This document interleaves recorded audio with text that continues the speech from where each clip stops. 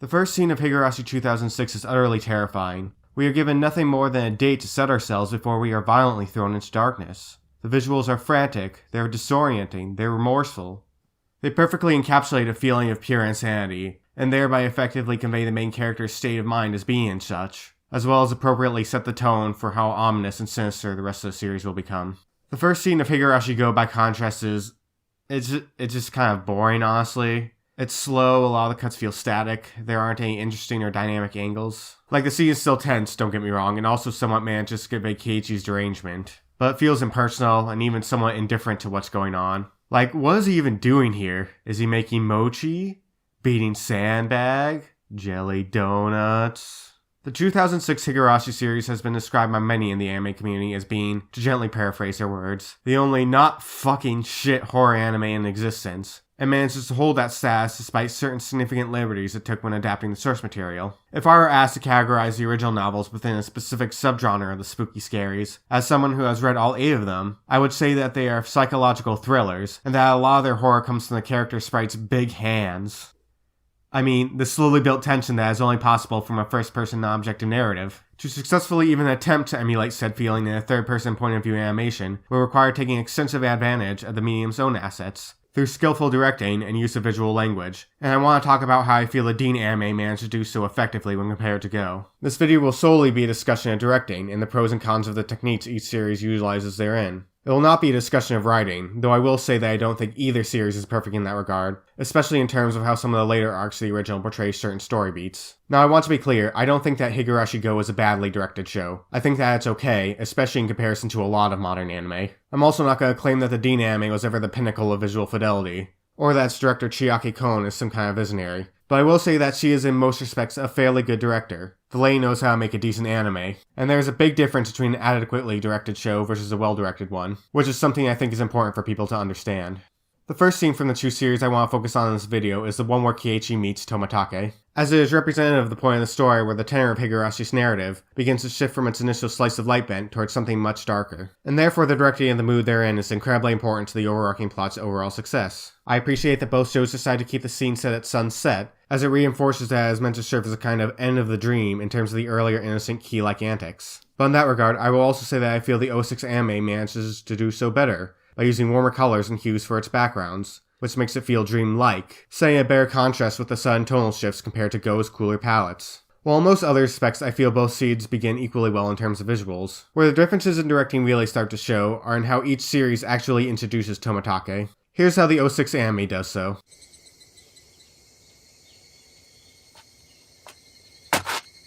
His entrance here is jarring and sudden. His face is completely obscured by his cold and mechanical camera, which makes him feel almost inhuman in a sense. And the scene is shot at a canted angle, which not only disorients us, but also, since this is the first time something has been shot at a weird angle like this since the beginning of the episode, grabs our attention. It genuinely feels like he's an intruder to the warm and fun atmosphere that was present beforehand. The camera work then goes out of its way to diffuse a lot of the tension we just felt. We get a lot of medium and medium close-up shots of Tomitake's face that, along with the lighting, make him feel personable and goofy. While we are still a bit on edge from what just happened, we are lulled into thinking that maybe it was just an anomaly, and that everything will actually be okay.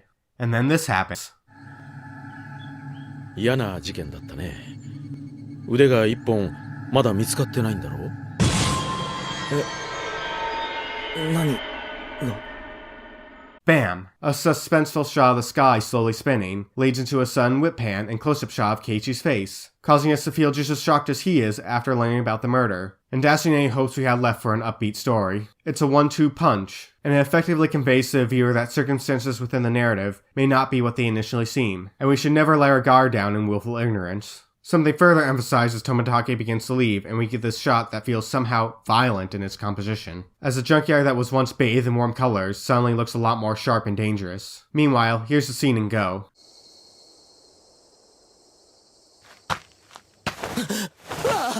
While this shot is still kind of jarring in a sense, it is much less so than the former. Like, I guess maybe the director thought that Tomitake's black combat boots alone might come off as something strange and maybe even threatening to the viewer. But it has already been established by this point that Himizawa is located in a very rural and mountainous area, so it doesn't really seem that weird that someone from around there would be wearing them. It honestly just feels like some random hiker just accidentally happened upon Keiichi here, which is what is literally happening in both cuts anyway, but by presenting it so casually, it loses a lot of the impact that made it work so well in the former. The entire scene here as a whole feels way too casual for its overall importance in setting up the main conflict of the narrative. Oh hey, by the way, some guy got brutally murdered here. Oh, well, damn, cool story bro, whatever I guess. Not to disparage the scene too much, holding the camera here on the still frame builds attention well enough after the reveal, but in comparison to the feeling of utter apprehension we got in 2006, the whole thing just kinda falls flat. I feel the same way about the second junkyard scene, where Keiichi finds and reads the magazine that describes the circumstances of the killing. In Go, all we really get is a 3/4 medium close-up view of Keiichi flipping through its pages, which works fine, but, like I said before at the beginning of this video, it feels impersonal and doesn't really convey the full gravity of the situation. In 2006, we actually see several pages of the magazine depicting the murder in gruesome detail through a point of view shot, before we cut to a close-up wide-angle shot of his face, and then cut to a long shot of him crouching over the magazine in profile while surrounded by trash. It really makes you feel like Keiichi has discovered something he shouldn't have, something that was meant to be thrown away and forgotten. And it gets us into his headspace while doing so, by showing his warped facial expression and hunched body language, allowing us to truly feel his terror, like we did in the first-person sound novel. Another scene I want to talk about in detail is the one where Keiichi meets Oishi. In Go, the scene starts pretty simply with Oishi walking up to Keichan and inviting him to his car, where we then get a high-angle shot, a flashback to Keiichi meeting Tomitake, and a couple of shot-reverse shots. Some pretty standard stuff. The scene here is suspenseful, but only because the writing in the original was suspenseful. Nothing is particularly impressive here in terms of visual, other than maybe the shot of Keiichi in the rearview mirror, which works kind of well in a meta sense, as the series is a sort of pseudo-sequel to the original. And the shot kind of represents us, the viewers, who have a more intimate knowledge of what might be going on, looking back at someone who truly understands nothing. Meanwhile, in 2006, when we are first introduced to Oishi, we see him loosening his tie from the heat, better saying the scene is hot and oppressive from the get-go.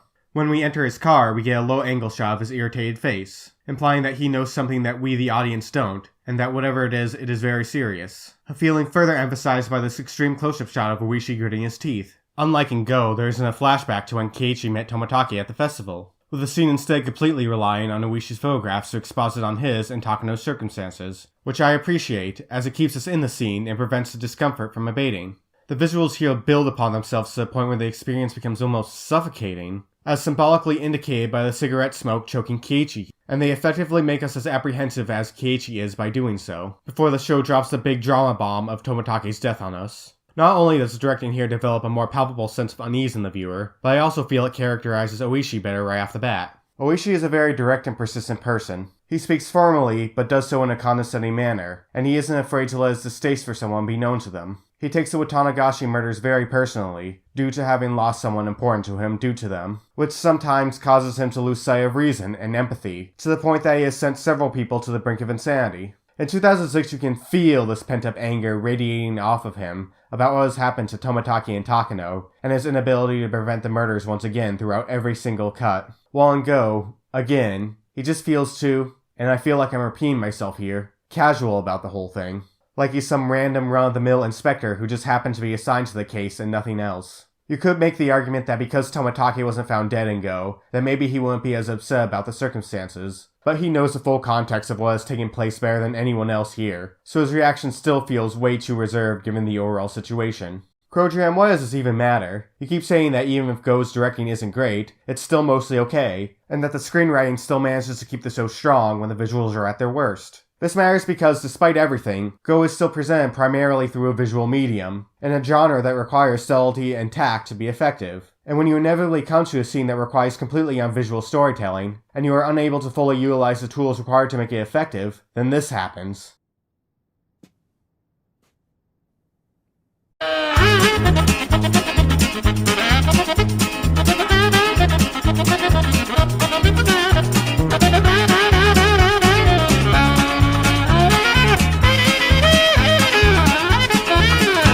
Oh no! She's stabbing me in my extraterrestrial void! That's where I keep my jelly donuts! While this scene is far from the worst I have seen in a horror anime, it's still not good.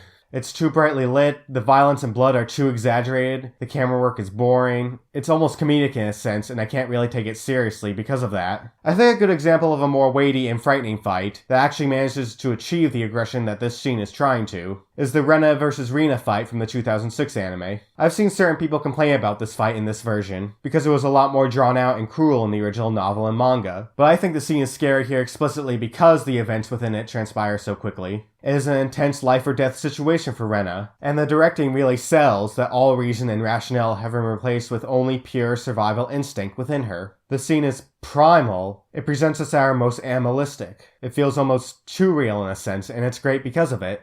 The closest a scene in 2006 comes to the level of exaggerated violence in the Go scene is the one where Shion kills Satoko, but that scene also had a lot more going on in it in terms of character drama and relationship dynamics, which gave it layers beyond just the gore imagery, and the violence in it is overall more implied by the directing rather than explicitly shown like it is here, thereby making it more effective. Gochi just talks about this in his FMA 2003 vs. Brotherhood analysis. The idea of something grotesque is often a lot scarier than the actual reality of the situation. Things seem more frightening in the dark, so to say. Imagine you were watching Alfred Hitchcock's Psycho, and instead of the murder scene being full of dynamic angles and close-up shots, it was shot from a neutral angle, and Janet Leigh just randomly gets stabbed and kind of ragdolls out of the tub. The scene is scary because through the directing, we feel her anguish, we feel the violence, and we feel the chaos. It wasn't scary because she fucking exploded in a geyser of blood or something, but whatever. I like Higurashi Go so far. It's gripping, and it's fun trying to solve a new Ryukishi 07 mystery in real time. But it's a shame it isn't living up to its full potential. If someone were to ask me if this was a good starting place to get into the author's body of works, I would say no, obviously, because despite how much of the structure it takes from the source, it is still a sequel that expects you to have at least some knowledge of the original before watching,